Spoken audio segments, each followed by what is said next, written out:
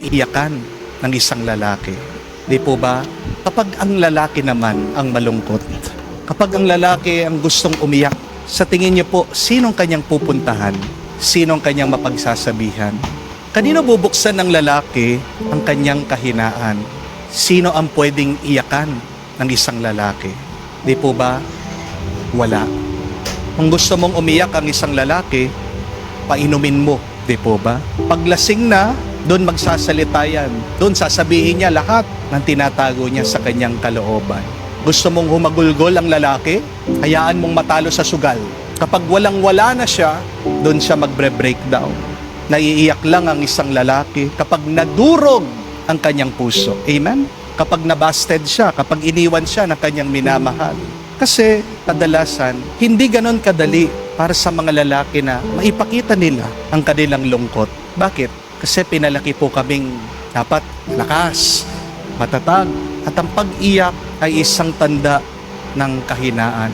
Baka sabihan siya na lampas siya, nakakahiya siya. Ang malungkot na kwento, kapag ang lalaki ang may pinagdadaanan, wala siyang ibang mapagsasabihan. Kung sasabihin ng lalaki ang kanyang problema sa kanyang asawa, minsan aawayin pa siya. Pagsasabihan siya ng misis niya. Ayaw din naman sabihin ng lalaki o ng ama ang kanyang problema sa kanyang mga anak kasi ayaw niyang mag-alala sila. Kung iiyak ang lalaki sa kanyang mga kabarkada, kukutsyain siya, pagtatawanan siya. Kaya nga madalas anong ginagawa ng mga lalaki kapag malungkot sila? Kinikimkim na lang. Tinatago na lang ang kanilang sakit ng loob. Pero delikado po yan kasi ano man ang iyong tinatago, nangangasim. Bitterness starts when you hide the truth. Kaya nga po, mayroong mga lalaki na toxic, buwisit, masungit, bugnot, kasi po, hindi nila mailabas yung dapat nilang ilabas. Mapanganib po ang nagtatago ng problema. Kasi sasabog ka. At kapag sumabog ka, masasaktan ka at makakasakit ka. Amen? Hindi po nakakapagtaka bakit karamihan sa mga adik ay lalaki. May adik sa sugal, sa droga, sa alak, sa pornografiya. Kasi ginagawang outlet ng lalaki ang kasalanan para mailabas niya yung tinatago niyang lungkot at pighati. Sa pamamagitan ng kasalanan na ilalabas ng lalaki yung kanyang frustration, yung kanyang depression, yung kanyang disappointment. At kapag ang lalaki ay nalulunod na sa napakaraming problema, doon mo makikita na nawawala na siya sa kanyang sarili. Siya'y nakakapagpasya na hindi matino ang kanyang pag-iisip at ang malungkot na kwento, meron pa mga iba, nagpapakamatay na lang.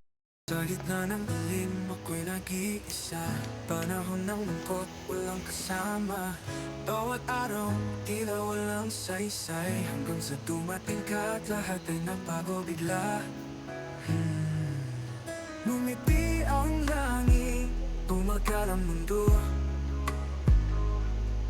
Nang ika'y makilala, puso ko'y bumangon sa dulo.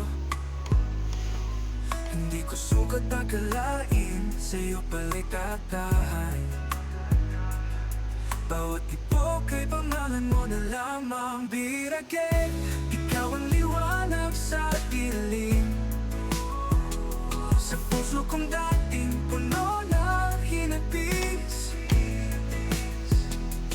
Biragin, ikaw ang ngiti sa mga labi. Di na maliligaw, sa'yo lang ang pag-ibig kong tunay.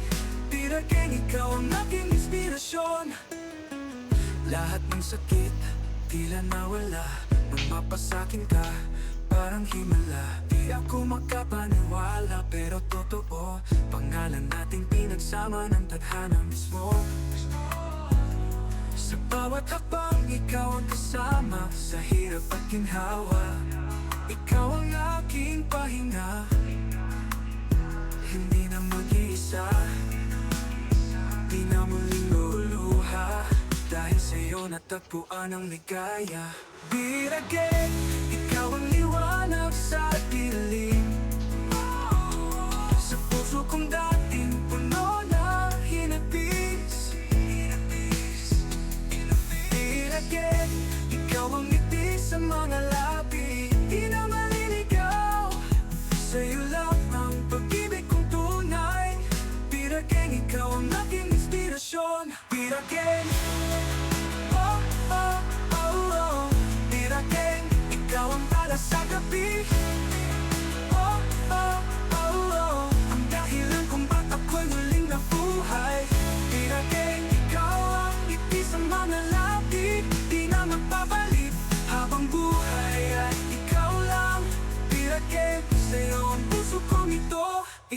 inspirasyon. Lahat ng sakit tila nawala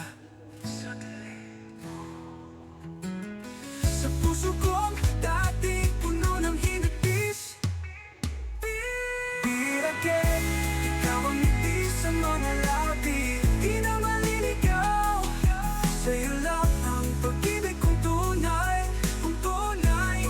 Piragay, piragay, ikaw ang aking inspirasyon. Piragay, inspirasyon, piragay.